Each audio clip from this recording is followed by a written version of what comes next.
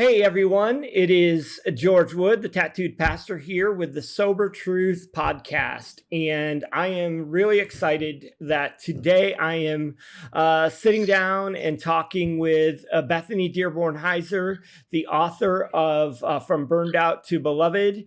And as you know, if you've listened to me and my podcast, I've mentioned her many times. And if you know me personally, and I talk about her often because her book was such a huge inspiration to both Britt and myself in the process of writing The Uncovery. And it really helped us in a time where we were both feeling really burned out, and the book came along and I happened to cross it, and really both Britt and myself were moved by her book, and I've wanted to sit down with her for the longest time, and she was kind enough to make some time for us, and I'm just excited to sit and have a conversation with Bethany. So Bethany, welcome. Thank you. Thank you so much for having me on. Yeah. Now, Bethany is in a courtyard at San Diego State University currently. So it's, who knows, whatever happens in a courtyard might just happen. So yeah, it's true. It's true. Yeah. So how are you doing? Close to where my kid goes to preschool. I'm doing all right. Yeah, I've got a 2-year-old, almost 3, and a 5-year-old. And so little kids, and my husband is first-year resident in medical residency. So, oh wow, life is full, and so there's some exhaustion there still, but I'm doing all right. Yeah, there's a lot of exhaustion, I can imagine. You moved this summer from Seattle. Yes, we moved from Seattle to San Diego for his residency. Okay, and how do you like it so far? I like it. Yeah, San Diego's a very beautiful, enjoyable place to live, and we joined a community, an intentional neighborhood community, and so we're living in proximity with other people and trying to do life together and love our neighborhood. So that's been a joy to get to know some people. Wow, that is amazing. So now I don't know if you know this because we cover it some in the Uncovery, but that's actually how I live my life. And I live in intentional community. Even hearing you use the same language, I'm like, I didn't even know that part. Yeah, we live in the inner city of Tampa, and have my wife and I for the last 11 years. And we live in intentional community and try to do some good in the neighborhood. We live in a high crime, high poverty area. So I didn't even know that about you. So that's even one more thing we share in common. That's true. Yeah, I think I remember reading some of that in your book in the Uncovery about the emphasis on community and connection. Yeah, it's so important. So what now in your book, actually I've been going back through it again. So I think I should tell you that we've been working on getting this interview set up at this time for a while now, you and I. Well, it just so happens that I finally personally have gotten to a place of being, I mentioned during the writing of the book that Britt and I both we kind of hit this spot of being a little bit burned out, but during the writing of the book, it was really more Britt during that. But personally, over the last couple months, I've hit this major wall. And after being, in full-time ministry for 15 years and running the same organization for 15 years and the book coming out and all these things, I finally got to a place probably a month ago where I told my board that, I couldn't go on anymore. And so it's actually not even public knowledge yet. But Cole, who you saw his hand briefly, he's going to be sort of taking over the organization, and I'm going to be going on sabbatical for a year and working on other things, mainly my mental health, and just really trying to get recentered. But I was like, wow, I'm talking to Bethany, and this is all happening like right now. This is like probably one of the last interviews I'll do for a little while until I kind of get settled on my time off and time away, because it is such a real thing, and just re-listening to your book over the last few days, like, wow, like things I didn't even notice the first time around because I wasn't where I am today. And then being where I am today and hearing, a lot of what you had to say about compassion fatigue and just being burned out and your inability to be empathetic or creative or to really walk in love with other people. It's just really, it's just, I've already talked to my wife just this morning, as a matter of fact, that one of the things we're going to do during my sabbatical is kind of go through your book together, because it is, man, it's just so rich, especially for where I'm at right now. And so I just want to say, there's not really a question in there. I just wanted to kind of give you this just overview of the timing of this interview and just where I'm at, on a personal level.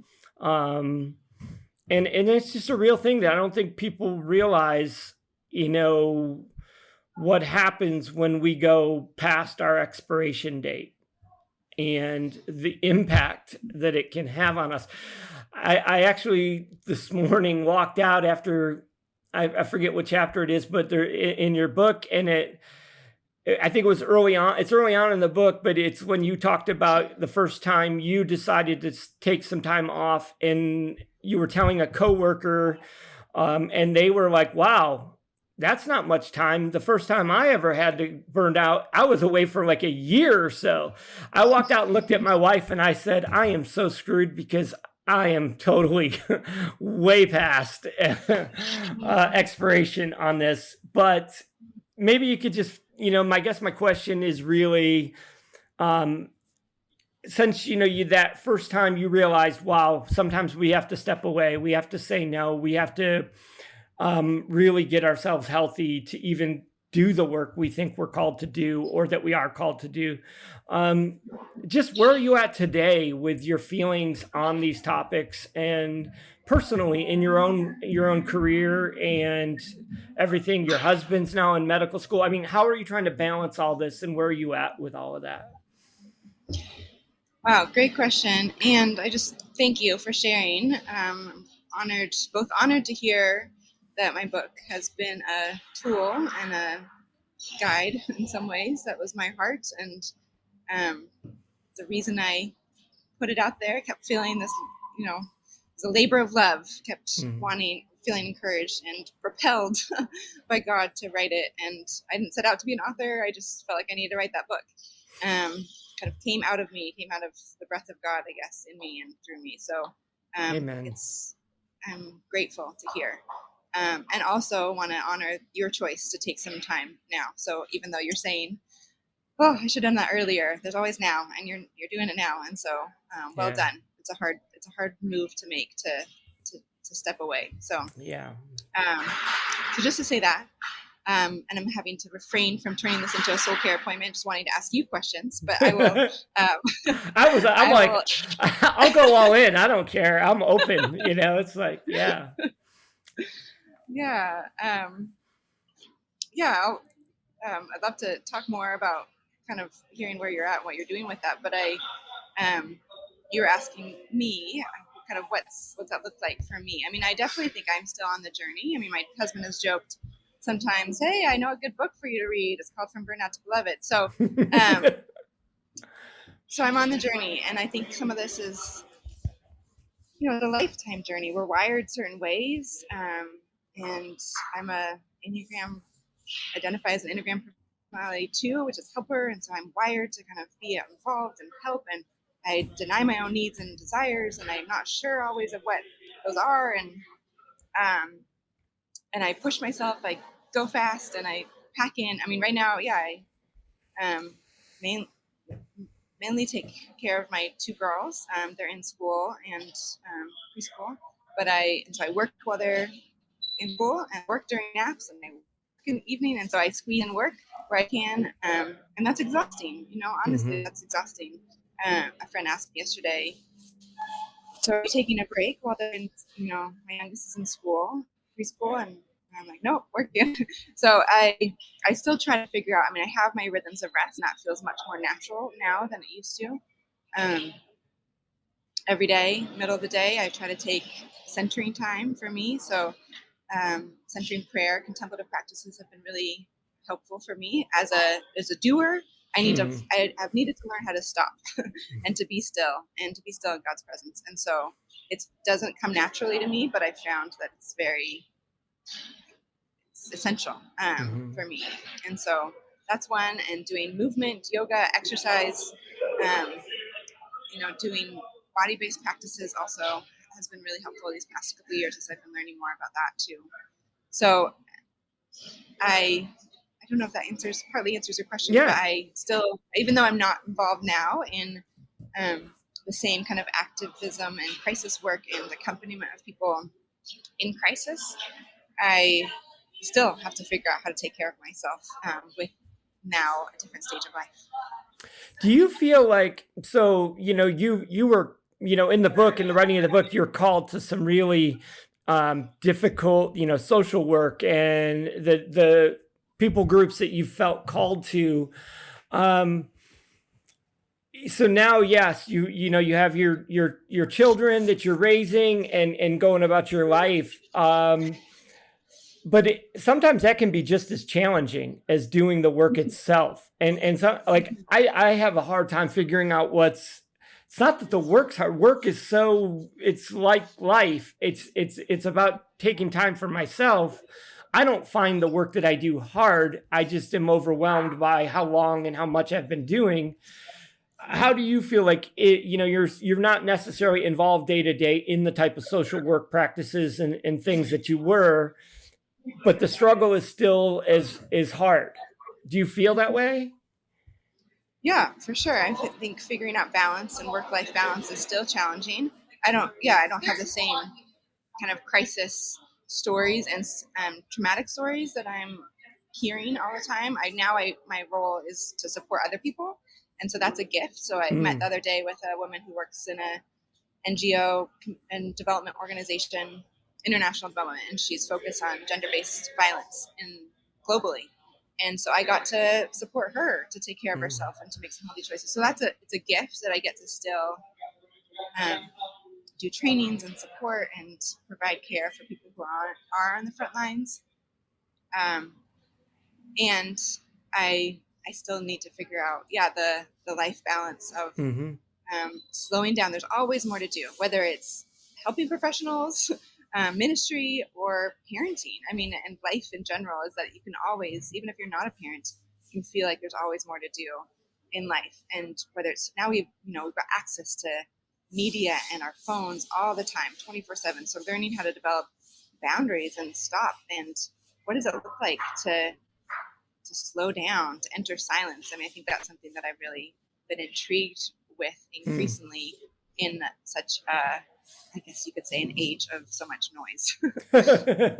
Now and the Enneagram, I'm an 8. And so I'm a challenger. And so and it's kind of, my wife is in full-time ministry as well, and she's a 1. So I'm an 8, she's a 1. We're completely opposite in our approach to things. And that is a challenge in and of itself, just maintaining an 8 and a 1, both very driven, both very different in our approach to being driven.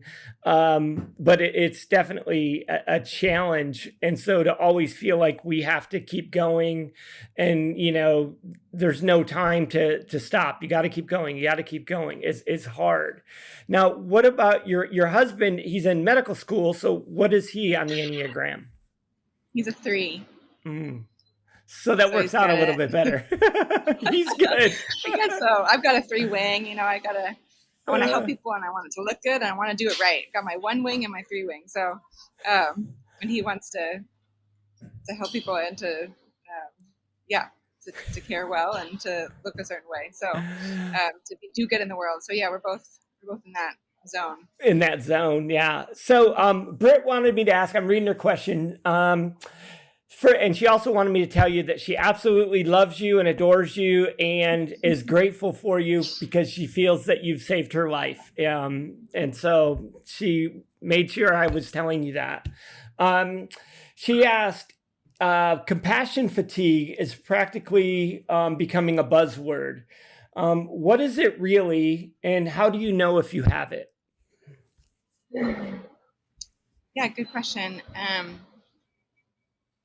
Compassion fatigue. I mean, so if we take apart the word, it's the exhaustion of, I would say, hearing and being engaged with challenging realities. So sometimes that can be outside of work. It's a broader term. There's workplace compassion fatigue and secondary trauma, and I won't get into kind of the nuances of that. But compassion fatigue is, you can think of it as not just a one time, like you hearing about one thing, but it's over and over and over and over again. So it's repeated exposure, and the toll that that takes on our bodies, on our hearts, on our minds, on our souls, of in some ways being present to suffering, being present to another person's suffering. Mm-hmm. And we are built, I would say, we are wired to care and to love each other and to be present to each other. And that attention, that presence, and the toll of hearing stories, so that would be also the secondary trauma, can wear on us. Mm-hmm. Now, that was gonna be my question. Is compassion fatigue to you different than secondary trauma? Yeah, so I think compassion fatigue doesn't have to necessarily involve hearing stories of trauma. And I think secondary trauma is, the symptoms of secondary trauma are similar to those of PTSD. So the sense that one can never do enough, the feeling helpless and hopeless, the hypervigilant, diminished creativity, some of the things you mentioned in the beginning, inability to embrace complexity, minimizing, chronic exhaustion, physical ailments. So I would say that compassion fatigue is part of secondary trauma, but that secondary trauma speaks of the toll on our bodies in a more expansive way. That Does that help helps. answer that question? Yeah, no, that really helps because that's, part of thinking about where I am at right now, and um, what is happening with me physically, emotionally, has made me think, okay, I understand, both of those topics, but putting them together, is there a difference?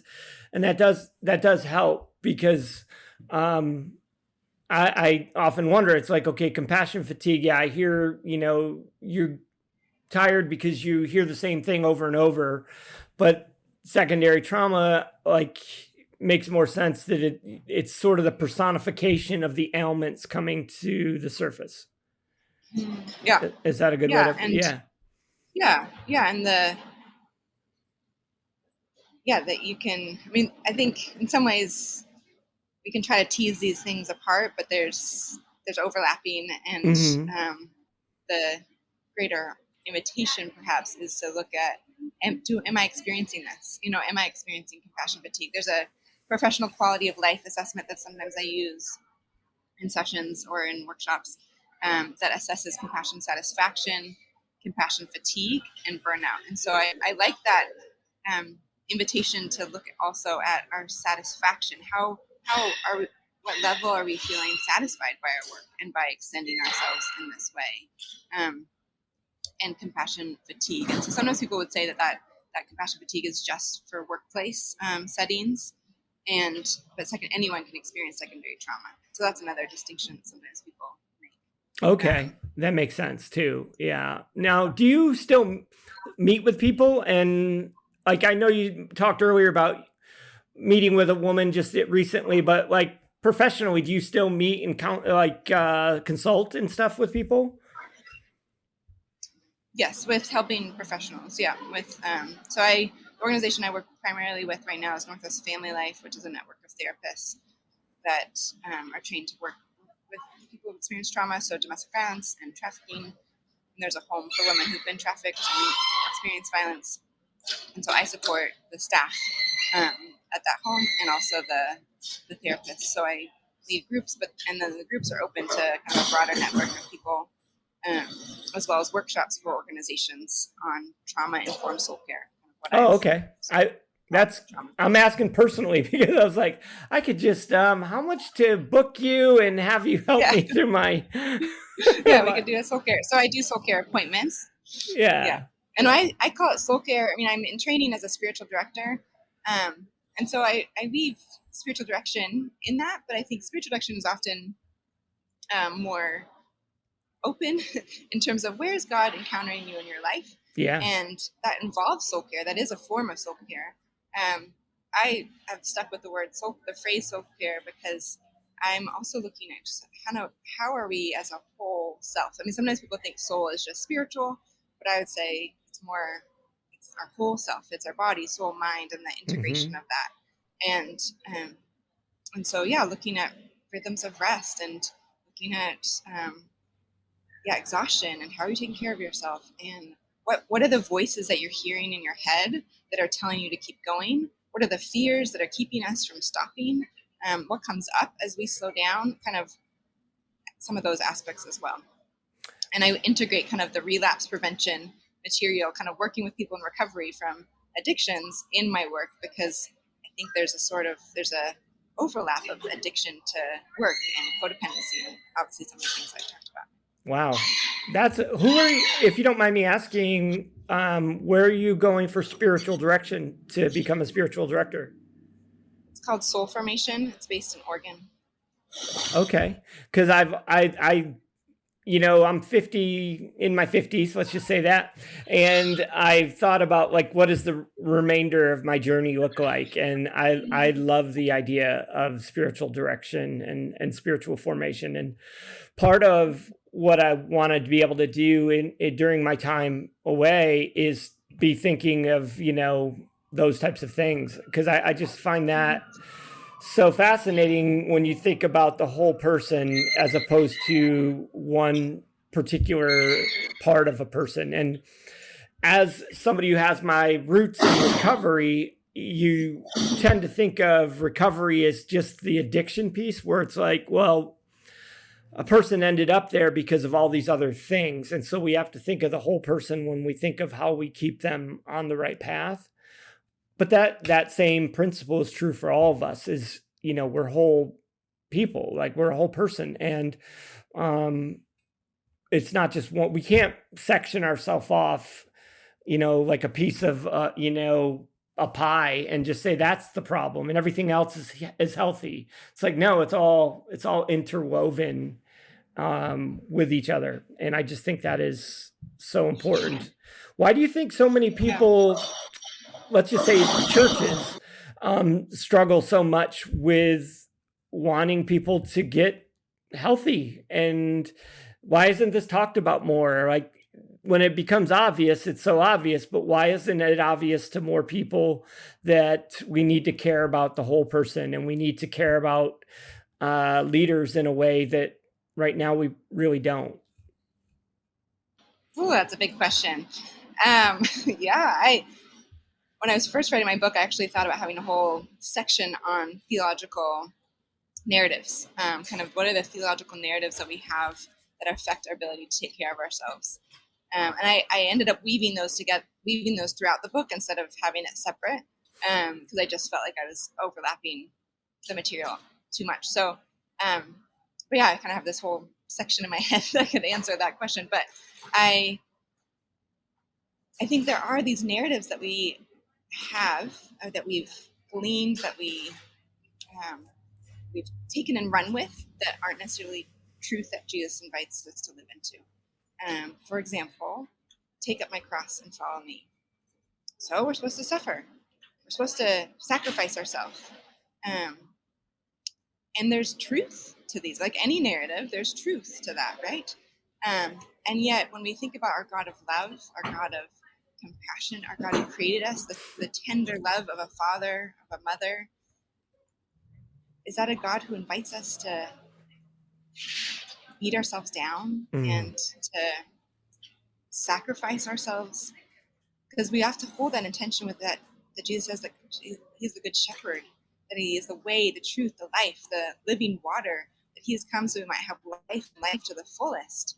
And so Mm. how do we hold those intentions and say, yes, it's, um, and it's not all about me. And even that other, um, I had to kind of unpack this, and I write about this in my book, but just that others' needs are more important than mine. I could have had that written across my forehead of like, my needs aren't important, other people's needs are more important than mine, and lay down my life, all this. And there's goodness in that. And the time we're called to lay our lives down.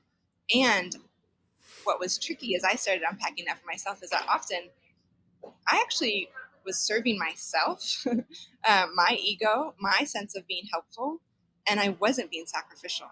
What would have been sacrificial would have been to say no to somebody when they would ask for my help and say, I can't do that right now. I can't bring my fullest self. I can tomorrow, but my need to be liked, my need to be helpful led me to say yes way more than I should have. So I don't know if that makes sense, but I think I thought I was being sacrificial, and I'm laying down my life, and I'm, helping other people. And yes, there's truth to that. And I was seeking to help and care for other people. And yet sometimes I was unfortunately being motivated by my own ego. And so humbling, right? It's humbling to do inner work. So I think that's a piece of it, and I could say more, but do you want to respond before I? Yeah, no, I love what you're saying there, because that is something that I discovered a little while back, where it's like, what can look sacrificial on the surface is just somebody fulfilling their own brokenness inside of them. And that's when things can become really toxic, because now you have the broken person who needs help when the person helping is feeding their brokenness at the same time. And we wonder why so many bad things happen in churches, where you have this is the foundation of what's happening, because people don't realize that it's often, very, very misleading, that the people we think that are, and I say this about myself, and this is what I said to my board. I said, I can look like this rock star of a pastor and whatever, but I'm just feeding my own screwed up nature. And I don't even know where Jesus begins, and I begin in Jesus. I don't even know anymore. And so that's when I'm like, I don't want to be that guy that blows up his whole life and his whole ministry because he didn't stop when he should have stopped, because I'm not doing this for the right reasons anymore. And I'll be the first to say that. And there's way too many people that don't want to acknowledge that it's almost like the gospel of poverty, where and I did that for many years. I refused to take pay over a certain amount so that I could be equal to the people that I was serving, and never be above a certain amount. But before you know it, you're doing it for the wrong reasons, and it's really to make yourself feel more holy, for lack of a better way of putting it. And the truth is, that's not what's happening. You're really on verge of being a hypocrite. And I just love what you're saying there, because I've found it to be true in myself. Thank you for sharing that.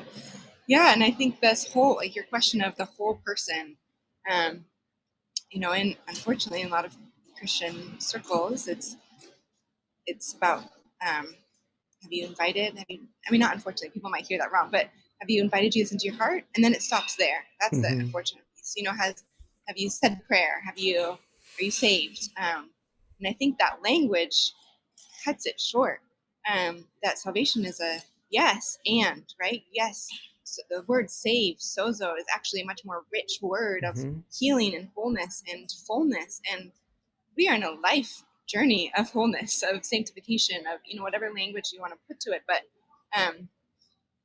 and thank God that God is at work in us, and that it's not all up to us. That if we really believe in salvation, that we get to participate in what God is doing in us and through us, and that is a lifetime journey.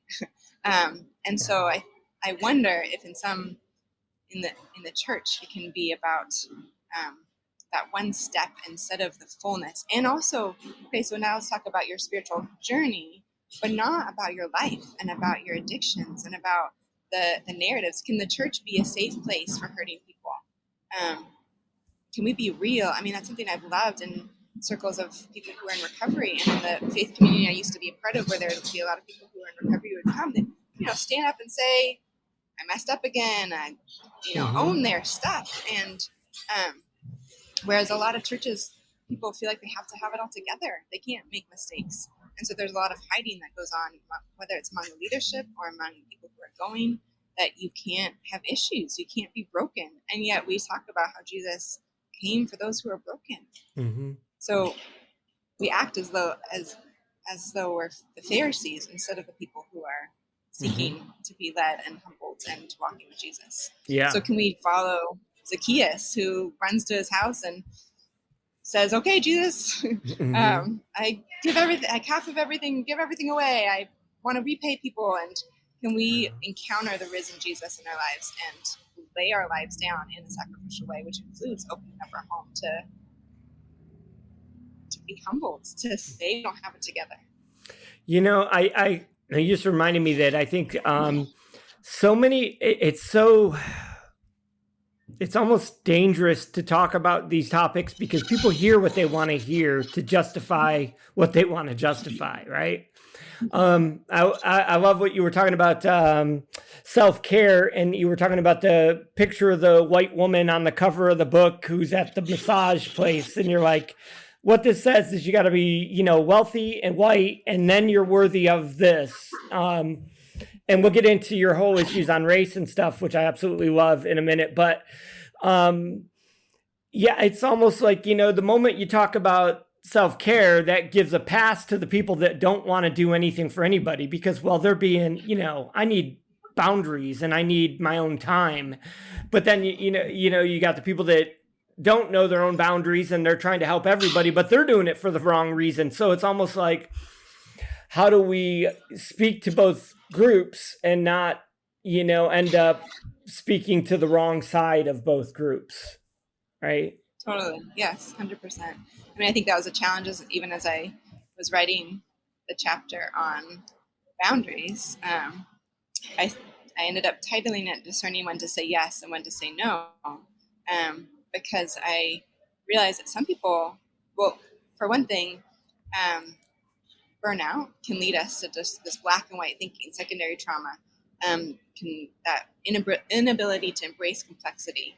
So if you ask me, no, I won't do anything. Or you ask me, I'll just say yes. It's just easier to do one or the other and to not think about it.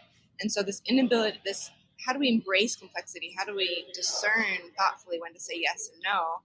And for some people, that looks like saying yes when maybe they're more susceptible, or it's easier for them to have strong boundaries. And so they need to be pushed. They need to get off the couch. They need to respond to that phone call, whatever it is, whereas others of us are more wired to no and say yes. And I need to learn how to. So, yeah. Oh, yeah. I love that. So one of the things that I was, really, sometimes you read something and at the core of what the book is about, you're like, yes, this is awesome. But then there's this like extra benefit of these things that don't really matter to the topic per se, but you're just like, wow, that's awesome.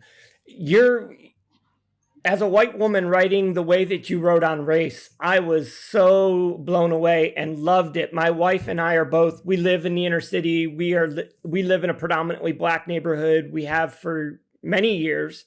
We consider ourselves to be anti-racist, standing up for the rights of those that don't have anybody to stand up for them. And we live in the deep South, where that's not always the most popular of opinions or the popular of stances. Even right now, saying this on this podcast, I'll probably get some pushback from some people.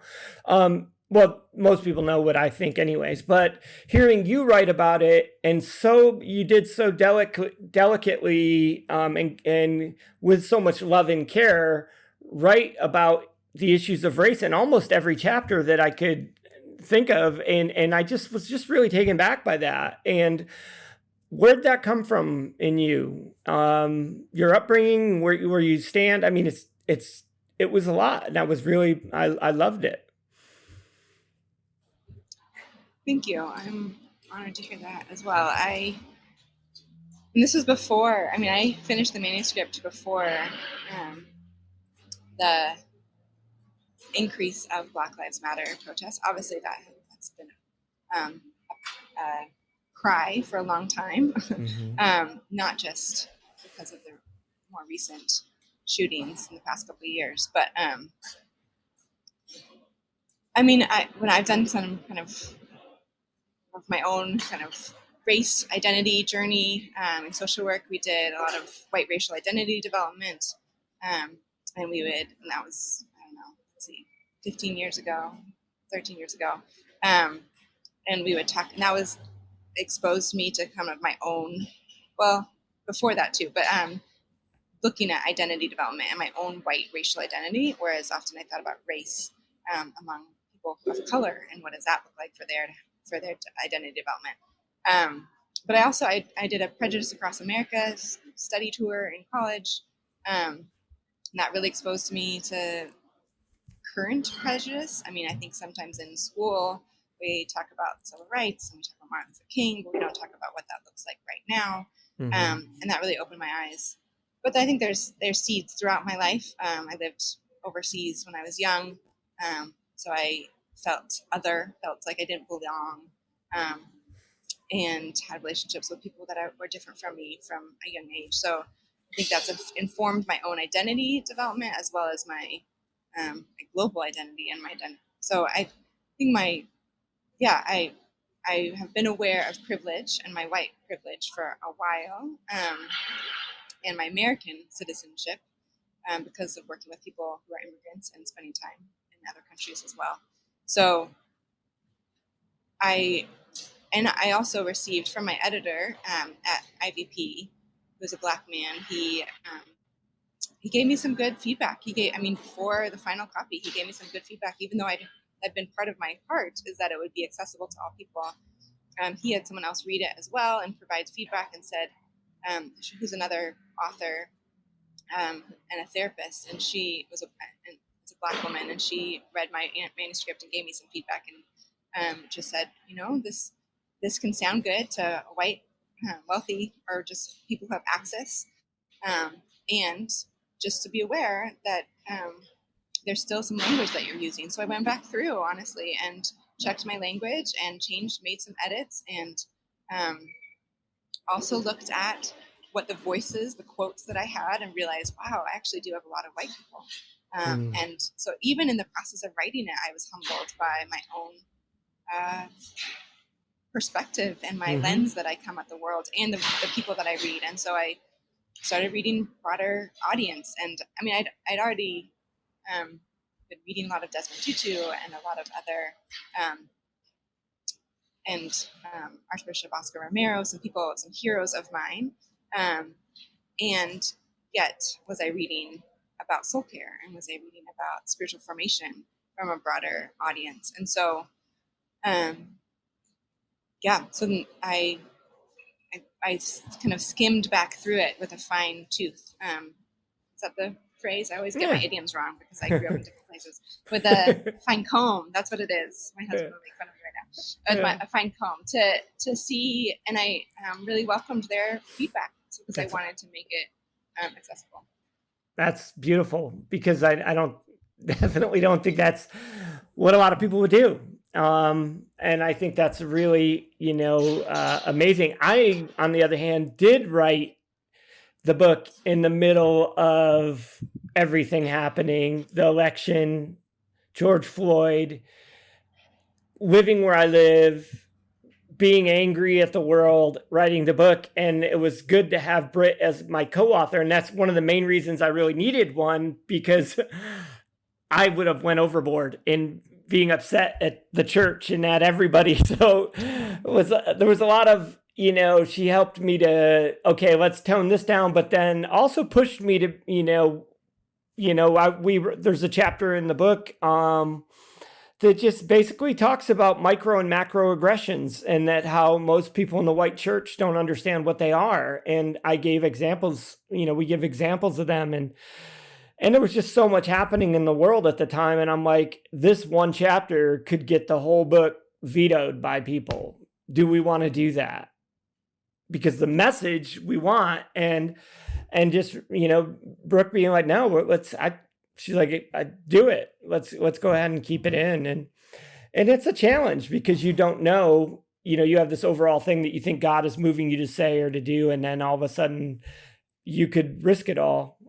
Is this where the hill you really want to die on or not? So I applaud you in that. And I loved it. Go ahead. Yeah, I mean, I thank you. And I applaud you in that choice as well. Because, I want to be anti-racist as well, and I want to continue to grow in that, and I think that's a journey as well, and to learn from other people. If you can hear some background music. I hear that now. Okay. So people going by on their scooters with their music playing, and yeah, I want to learn. I want to grow in all areas, and I want to be intentional in all areas, and yeah, and it was humbling to receive feedback of, oh, you got some work to do still. So I received that. I think we all have work to do. Yeah, but I think, most of my friends of color will say this. They'll be like, most white people want to hear good job.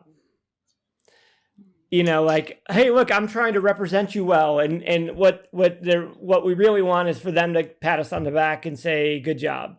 So when most of my friends of color are like, do you really want me to tell you what we think, or do you want me to just say good job? Because, you know what I mean? And that's the first humbling experience, is like, oh, what I really do want is for you to tell me good job. Not there's work to do. And that's that part of that hidden agenda that we all have inside of us to some degree or not. So, other piece, can I just mention? I mentioned this book in my book, My Grandmother's Hands, The Pathway to Racialized Trauma by Rosamund Mencken. Are you familiar with it? Mm-hmm. Yeah. And I was reading it while I was writing the book, but I've since kind of done a lot more work with it, and I think that book was very helpful too, of just recognizing this, the ways that we carry it in our body without even realizing our prejudices, our assumptions, and what's norm and what we're used to. And so I think just was another layer of eye-opening to me of I've got more work to do. So. One last question. How did you meet Father Greg Boyle, and do you know him well? Because he's an icon.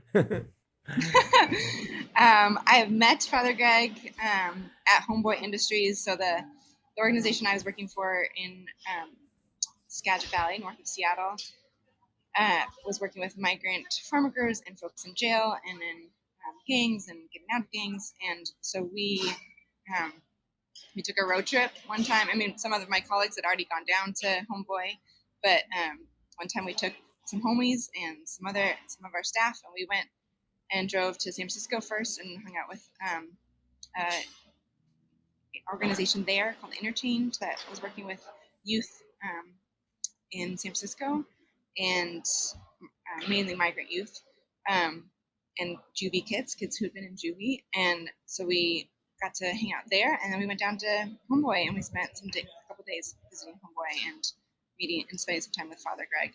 And then our organization has learned from Father G's come back out to Seattle, and I've come to hear him speak. So I wouldn't say friends, but I've definitely received a lot of wisdom through, and I loved touring Homeboy as a social worker. It was just like, oh, this is amazing, because they work together a lot, and they've learned from their challenges and mistakes and always growing. So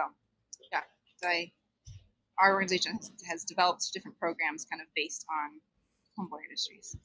Yeah, my wife and I went there, and it was unfortunately during the pandemic, and everything was still really shut down, and we had looked so forward to going, and It's the second time now. I was supposed to go there one other time, and then at the last minute I couldn't go, and then I get there and then they're not open. And so it's like just really, the Timothy Initiative, the organization I started is, similar business model. And so I was always like intrigued with the whole Homeboy Industries, and just reading some of his Greg's material and listening to his sermons, and he's just amazing. I think he's just amazing. I think he's a great guy. I wish I could meet him and hang out with him. So that would be an awesome thing to do. So, someday, yeah. What's next for you? What's next on your agenda? Yeah, I want to continue I think soul care, these groups that I'm doing have been giving me a lot of joy in life. And um, because of Zoom, I mean, I was already doing online stuff, but obviously continued in the pandemic. And but it's enabled me to connect with people in various different places in the world. So I have a woman who works at a rape crisis center in Ireland, another woman who works with youth in Australia, and someone in Moldova. Wow. And in London and Switzerland. So it's fun to facilitate these spaces. I mean, I used to facilitate domestic violence support groups, and now I'm facilitating kind of recovery and secondary trauma recovery groups.